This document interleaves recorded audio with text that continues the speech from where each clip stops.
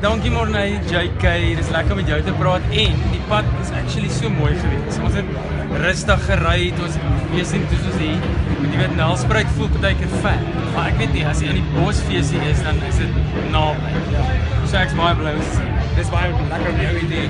Ja, sê gou vir my, wanneer is jy op verhoog en sien jy uit hoekom sien jy? Wel, Morney, môre doen ek nou eers 'n rustige ding, die koskrol. Dan sit nou ek en daai, jy weet die chef van Kokedoor, Tian. So hy maak kos, ek sing by die koskrol. Dis baie lekker, want dis iets anders. Dis 'n bietjie 'n intieme ding en dis jy weet kos en musiek en so aan. Ons doen dit by Nelspruit Hoërskool môre. En dan môre aand is ek hier op hierdie groot verhoog. Dis nou die Vrydag aand kyk net konsert saam met Emo Adams en Eden en Janita Du Plessis en allerlei mense. Raak jy nog nervus? Ek weet jy's nou so 'n vrou, maar raak mense nog nervus om voor so baie mense op te tree? Weet jy wat, vir my, ek raak met elke konsert nervus want jy wil jou beste gee. Jy weet die mense moet dink, wow, dit was amazing. Maar hoekom ek vir hierdie tipe shows heel erg senuweeagtig raak is dat dit is vinnig op en af. Ek weet voor my byvoorbeeld Emo Adams, dan sit sy hele band en hy kry mense in 'n spesifieke mood. Dan moet ek nou eers weer opkom en dan moet ek mense eers weer in my set of mind kry.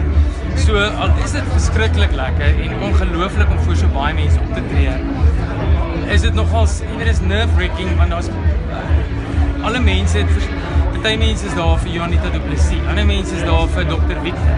So dis nie noodwendig net my aanhangers waar daar sit nie, jy weet. So jy moet mense elke keer convince dat hulle van jou moet hou. Dis nogals erg. Maar dis 'n goeie ding. Dis 'n goeie ding want dit so baie jou nuwe aanhangers.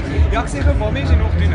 Jy's mos altyd besig, altyd aan die skryf. Ek's altyd aan die skryf besig om my nuwe album op te neem wat ek volgende jaar gaan vrystel, want volgende jaar is dit al my 15 jaar anniversary na ek Sally Williams daai liedjie uitgebring het.